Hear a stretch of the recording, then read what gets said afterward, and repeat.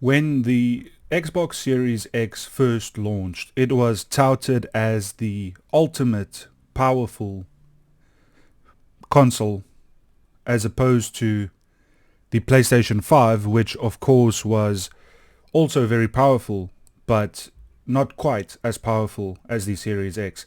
Now, recently Xbox have changed their tune and have changed up their marketing away from the powerful argument. But it is still interesting to see quite how powerful this console was when it first launched and how it will perform against something of a similar price now. You know, something that is not a PS5, but something that is, of course, a gaming PC. And it's an interesting argument because it is now multiple years later. So in this video, I'm going to see what the specs are of the Series X, what it costs, and what we can find for a similar price, something that will not only challenge it, but quite possibly supersede it, succeed it, and defeat it. So let's see if we can do that, and let's start out by seeing what the specs are. So the Series X launched with an 8-core CPU, which was a Zen 2 CPU, very similar to a 3700, which, you know, is in terms of when you're talking about a PC, that's quite a powerful CPU, not only just for gaming, but also for productivity. And so it's a very popular CPU, especially, you know, around the time that the Xbox launched. It was one of the most popular CPUs out there, and even today it is still seeing a lot of use. Now, it is a Zen 2 CPU, and of course it is on an older architecture of AM4, and it is of course a DDR4 CPU. Now, when you're talking about memory, the Series X has 16 gigabytes of memory in terms of how much RAM it has. And in terms of storage, this version comes with a 1 terabyte NVMe, but the one that I want to look at is a 2 terabyte one, because that is the one that is launching sort of now. And in terms of the GPU, it has a 12 teraflops GPU with 52 CUs, which are compute units, and they run at 1.825 gigahertz, and it is an RDNA 2 GPU. Now, this GPU is known to be very similar to a 3060 Ti in terms of performance, and we're going to use the 3060 Ti as a benchmark for this GPU. So the strong points with the Series X are, well, everything is strong. I mean, an 8-core CPU, a strong GPU, 16 gigs of RAM, and in this version, a 1 terabyte NVMe. But apart from that, of course, it is a small machine in terms of the actual size, and computers are a little bit bigger, and so, you know, it's to find a computer of that size that is priced similarly is very difficult, and the one that we're going to be looking at isn't that size. But firstly, the Series X that is now available is this little Galaxy Special Edition, which I think looks really cool, and this one retails for $600. Now, this is, you know, it's not much of an upgrade. It has a few upgrades, you know, nothing really powerful per se, nothing that improves it as a device, just a few quality of life things. If you want a spec'd console, this might be for you. Personally, I would not want that. But, you know, apart from that, it doesn't really matter. The PlayStation 5 is now retailing for $425, which is on sale at the moment, and that is a much better deal in my opinion. The Slim is only $375, so that is, you know, that's a much better deal, and the Series S is $300. So, you know, console prices have come down a lot, and $600 even for the 2 terabyte version. You know, $600 isn't that much for a good console.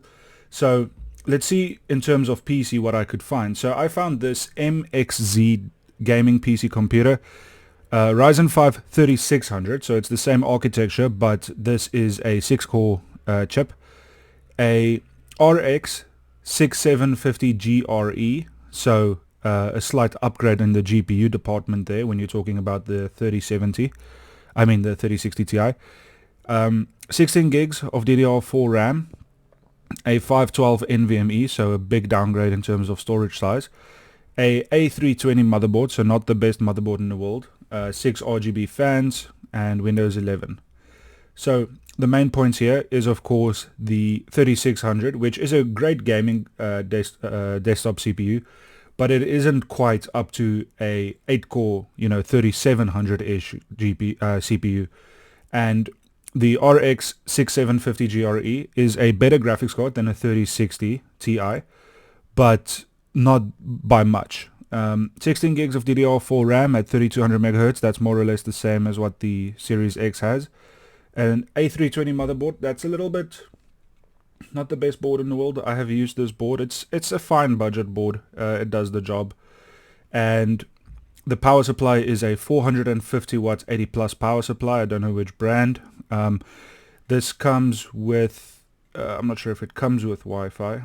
I'm not sure if it comes with Wi-Fi, but it seems like it does. It seems like it comes with Wi-Fi. So it is about $90 more expensive than the Series X, but it's, in terms of gaming, I think this will perform better than a Series X, but in terms of raw compute power, I think the Series X is more powerful, of course, having the more powerful CPU, but this does have a slight advantage in the GPU, which of course makes a big difference for gaming, which is what we are looking at. So this is a good deal, by the way, this computer. If you're in the market for a computer, this is actually a really good deal. I would consider looking at something like this. So let's take a look at the performance of the card, which is of course the 6750 GRE, which is a China specific card when it was when it launched, but now you can find them here and there. They are quite scarce, but these are interesting cards because it is of course a cut down version of the 6750 XT, so it's not quite as good as that, and it isn't a 12 gig card, it's a 10 gig card. But for a lot of budget systems, that is sort of the perfect middle ground, because this card seems to be a challenger for the 4060 Ti, not the 3060 Ti. So it is a fair bit better. But let's take a look at how it does and see, the standard of the card. So in Red Dead Redemption 2, it seems to be at around 56 FPS. For the 4060 Ti, it's about 62. Now, before I forget, this channel is called Tablet Gaming. If you want to check them out, thanks to them for creating this video. And this is a respectable 60 FPS performance for the card. This person unfortunately doesn't say what the graphics were ran at, but at least it is a straight comparison. So let's take a look at Cyberpunk here. Cyberpunk 55 FPS average at whatever this setting is. I know that this is 1080p, and the 4060 Ti gets 60 FPS. So the 4060 Ti is obviously a fair bit better than the 3060 Ti, and although it has some limitation, it is still a better card overall. And this card, the 6750 GRE, seems to be almost matching the 4060 Ti. Most people say it is pretty much a very similar experience. The 6750 GRE is getting 85 FPS in this game. I think this is Black Desert, I'm not exactly sure. And the 4060 Ti is getting 89. So a very similar performance spec here. In Hitman 3, we are looking at 106 on the GRE card, and we are looking at 114 on the 4060 Ti. So again, the 6750 GRE is a fair bit slower than the 4060 Ti in most games. But when I say a fair bit, I mean it's like 5% most of the time. So it's very similar to the 4060 Ti, and of course it is much cheaper if you can find one. In Far Cry 6, it is 101 average for the GRE card, and a game like this is where that 10 gigabytes of VRAM comes in handy, because you can turn up the textures all the way. And then in the NVIDIA counterpart, the 4060 Ti, we are looking at 103, so slightly better. And then lastly here, let's take a look at whatever this is. I think this is Hogwarts. 56 average. And again, I don't know what the settings are, but they seem to be fairly high. And 65 average on the 4060 Ti. So to get back to the question at hand of performance of a computer that is around the $600 price point as to a console, the Series X specifically, which should you choose? Now, I mean, that's a very broad question, right? Because it depends on what you want to do. Are you someone that's just going to play games? You're going to buy the Xbox Game Pass. You're going to sit on the couch. You're going to play your games, and that's the extent of it. You know, in that case, I would probably say go for the Series X because of the more powerful GPU, the similar, more powerful CPU, similar GPU, similar RAM, but 4 times as much storage as in this case, that computer. A very accessible form factor. You can, it's not very large, which in my opinion helps. And, it's a very easy plug and play sort of system. You don't have to do any installation. You don't have to do any work. You just play your games. That's it. That's what a console is. On the other hand, the computer, it's more customizable. I think it looks really cool. So here's the thing about a computer. When I started building computers when I was a little kid in 2005, it's such an exciting thing to get for me, it was a Pentium 4 back in the day, or Pentium 3 actually, which, most of you won't even know what that is. But, back in those days, it was such an exciting thing to get your computer, and then you have a platform to build on. So you can now save up your money. If you're a little kid, you can save up your money and get a new graphics card in a couple of years. You can add more RAM. You can add a bigger power supply. You can add a better case, a better chassis to make it look nicer. If these are things that you care about, a PC might be the correct choice for you. And the other thing with a PC, of course, is you have the means of productivity. You have the means of making an income with a computer. Now, you do with an Xbox as well to an extent if you want to be a quote-unquote professional gamer. But with a computer, you can do 3D work, you can do 2D work, you can do video game design, you can do art design, you can do interfaces, you can do admin, you can do... there's a lot you can do. You can do production stuff. You can do editing. You can do video production. You can do... there's just so much you can do. And to add on to all of that, you can game as well. Now, in this case, this is quite a good deal, this computer specifically, because it offers quite a lot for $700.